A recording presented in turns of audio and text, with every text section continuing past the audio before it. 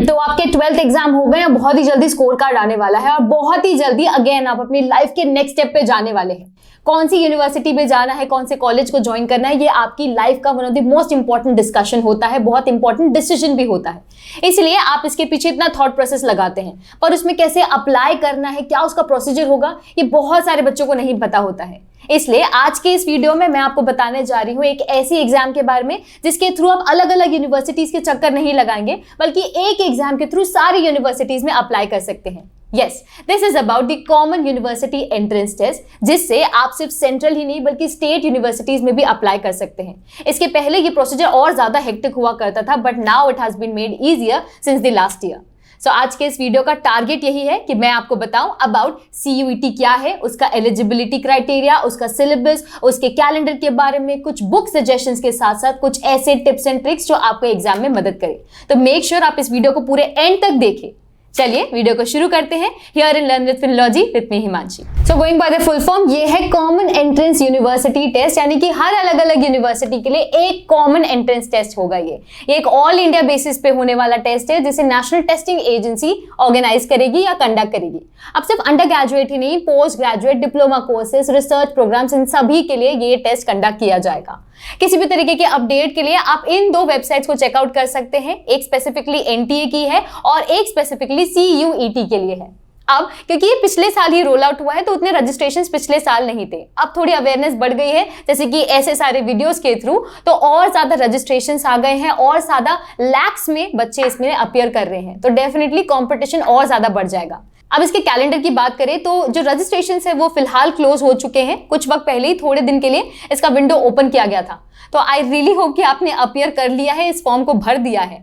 अब बात करें कि कितना टाइम हमारे पास बचता है हमारे एग्जाम के लिए, तो ऑन एन एवरेज सिर्फ 1 महीना है, क्योंकि अप्रैल के बाद मई आता है और मई में ये एग्जाम है। तो जब 1 महीना बचा हो ना एग्जाम के लिए, तो हमें सब कुछ छोड़ के सीधा एग्जाम में लग जाना है, सारी तैयारी और सारी एनर्जी उस चीज में लगाना है।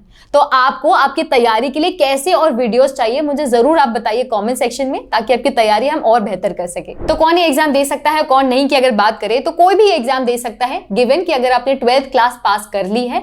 ऑल्सो आपका जो 12th है उसमें एटलीस्ट 50% आने चाहिए अगर आप जनरल कैटेगरी से हो, और SC/ST कैटेगरी से 45% अगर आपका है तो आप CUET के लिए बैठ सकते हैं। ऑल्सो ध्यान रखिए कि अगर आपने कॉमर्स फील्ड से इस एग्जाम को किया है तो इसका मतलब ये नहीं है कि आप किसी और सब्जेक्ट के लिए अपीयर कर सके, क्योंकि ये एग्जाम 3 स्ट्रीम्स के लिए होता है, साइंस, कॉमर्स और आर्ट्स। तो आप अपनी स्ट्रीम का ही पेपर यहाँ पे अपीयर कर सकते हैं। अब अगर आपके एग्जाम पैटर्न की बात करें तो थोड़ा इसे क्लोजली आपको समझना है। देखिए, टोटल 3 सेक्शंस होते हैं, लैंग्वेजेस का, डोमेन स्पेसिफिक सब्जेक्ट और जनरल टेस्ट। इसके कितने क्वेश्चंस आएंगे, कितने आप अपीयर कर सकते हैं, वो सभी यहाँ पर मेंशन्ड है।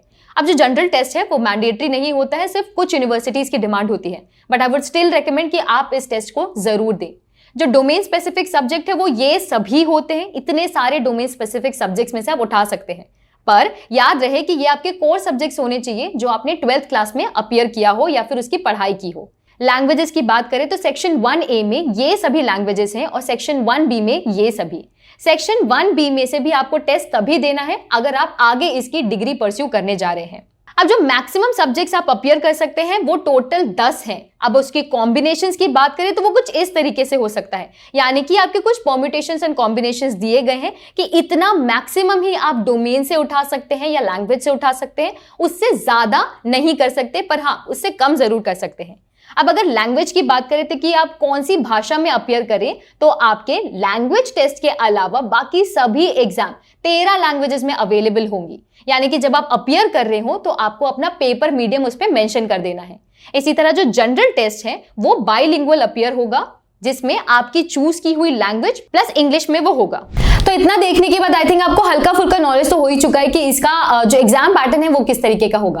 अब अगर फीस स्ट्रक्चर की बात करें तो ये डिपेंड करता है कि आप कितने सब्जेक्ट्स के लिए अप्लाई कर रहे हैं, 3, 7 या फिर मैक्सिमम 10। हर एक की रेंज, हर एक का जो कैटेगरी है वो डिफरेंट है। आप 3 के लिए कर सकते हैं, 10 के लिए भी कर सकते हैं, बट आई वुड सजेस्ट कि आप 7 सब्जेक्ट्स के लिए कीजिए। आप अपना जो कॉम्बिनेशन है वो इस हिसाब से चूज कीजिए कि आप 7 सब्जेक्ट्स के लिए अप्लाई करें, वो आपके लिए बेस्ट हो सकता है।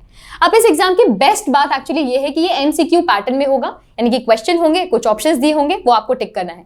कई सारे बच्चे होते हैं जिनको आंसर लिखना पसंद नहीं है, जिनकी हैंडराइटिंग अच्छी नहीं है, एनालिसिस करना पसंद नहीं है, तो उनके लिए ये बेस्ट अपॉर्चुनिटी होने वाली है। अब बात करें जो आपके जो सेक्शंस है ना, उनकी थोड़ी सी आपको मैं ब्रीफ आइडिया दे देती हूँ।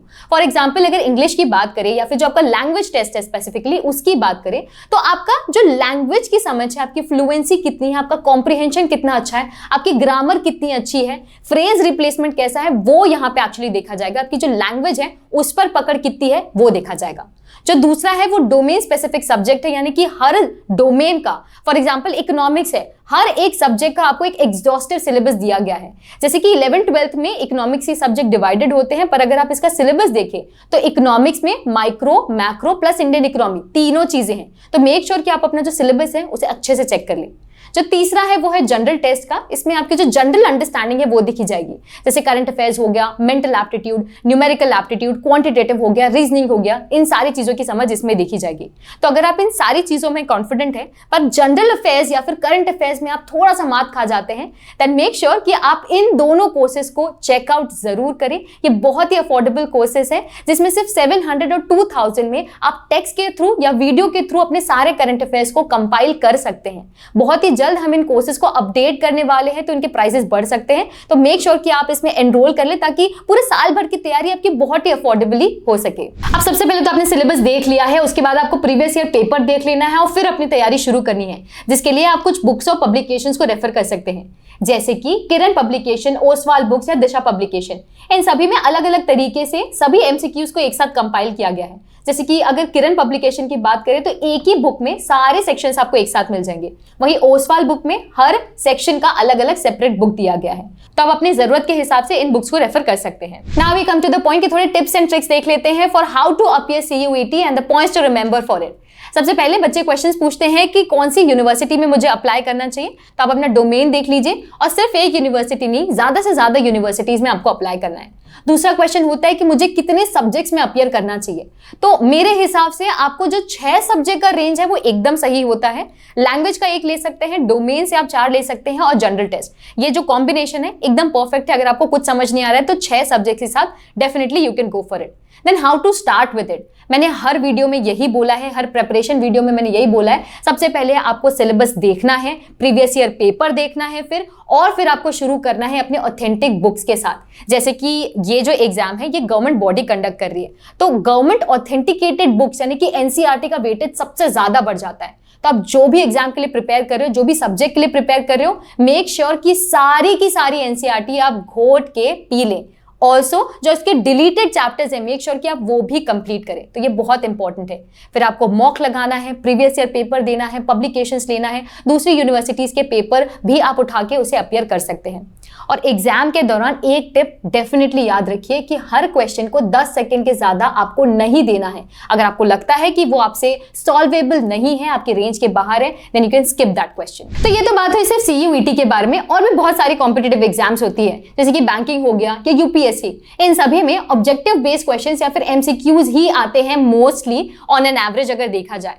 तो I'll be coming up with a live session very soon where I'll discuss कि ये सारे MCQ बेस्ड जो क्वेश्चंस होते हैं उन्हें टैकल कैसे किया जाए, क्या उसकी स्ट्रैटेजी होनी चाहिए। So if you're interested for that live session, give me a thumbs up. Also give me suggestions कि आप CUET की प्रिपरेशन के लिए और कैसे वीडियोस देखना चाहेंगे. Let me know in the comment section below. But before I sign off, make sure you give it a thumbs up and subscribe to our channel if you haven't.